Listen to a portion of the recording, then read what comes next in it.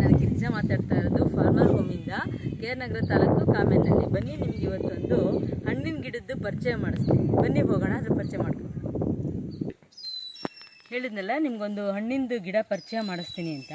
ನೋಡಿ, ಇದು passion fruit ಅಥವಾ ಕೃಷ್ಣ ಫಲ ಅಂತ ಹೇಳ್ತಾರೆ. ನಿಮಗೆ ಇದರಲ್ಲಿ ಎರಡು ಥರ ಬರುತ್ತೆ. ಒಂದು ಯೆಲ್ಲೋ ಮತ್ತು ಒಂದೊಂದು ಪಿಂಕ್ ಥರ ಬರುತ್ತೆ. ಇದು ಬಳ್ಳಿ ಥರ ಇರುತ್ತೆ, ನೋಡ್ಬೋದು ನೀವು. ನಾವು ಈ ಸಾಲು ತುಂಬ ಬರೀ ಟೀಕ್ ಮರಗಳಿಗೆಲ್ಲ ಇದನ್ನು ಹಬ್ಬಿಸಿದ್ದೀವಿ ನೋಡಿ. ಇದು ಬಳ್ಳಿ ಆಗೋದ್ರಿಂದ ಒಂದು ಮರದ ಸಹಾಯ ಬೇಕು ಇದು ಸ್ಪ್ರೆಡ್ ಆಗೋಕ್ಕೆ.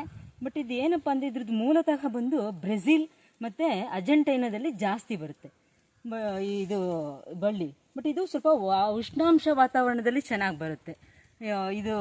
ಮತ್ತು ತುಂಬ ಕಾಯಿ ಮಾತ್ರ ತುಂಬ ಚೆನ್ನಾಗಿ.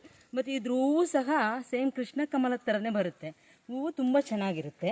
ಬಟ್ ಇದು ಔಷಧಿ ಗುಣಗಳನ್ನ ಮಾತ್ರ ತುಂಬ ಚೆನ್ನಾಗಿ ಹೊಂದಿದೆ.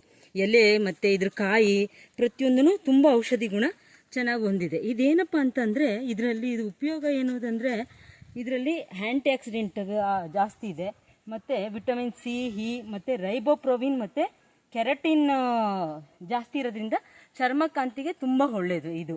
ಬಟ್ ಇದರಲ್ಲಿ ಆಮೇಲೆ ಇದ್ರ ಜ್ಯೂಸ್ ಕುಡಿಯೋದ್ರಿಂದ ಬೋನ್ ತುಂಬ ಗಟ್ಟಿ ಆಗುತ್ತೆ.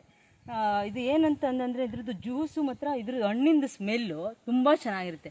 ಹಣ್ಣು ಒಳಗಡೆ ಎಲ್ಲೋ ಇದಾಗಿರುತ್ತೆ, ಬಟ್ ತುಂಬ ಚೆನ್ನಾಗಿ ಘಮ ಘಮ ಅಂತ ಇರುತ್ತೆ.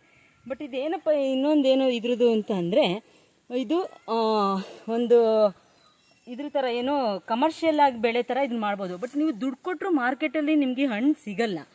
ಇದು ನಿಮಗೆ ದುಡ್ಡು ಕೊಟ್ಟರು ನೀವು ಸಿಗಲ್ಲ. ಬಟ್ ಇದು ನೀವು ಕಮರ್ಷಿಯಲಾಗಿ ಇದು ಮಾಡೋದ್ರಿಂದ ಒಂದು ಒಳ್ಳೆ ಬೆಳೆ ತೆಗಿಬೋದು ಇದು. ಬಟ್ ಇದು ಹಣ್ಣು ಮಾತ್ರ ತುಂಬ ಚೆನ್ನಾಗಿರುತ್ತೆ, ತುಂಬ ಹುಳಿ ಆಗಿರುತ್ತೆ.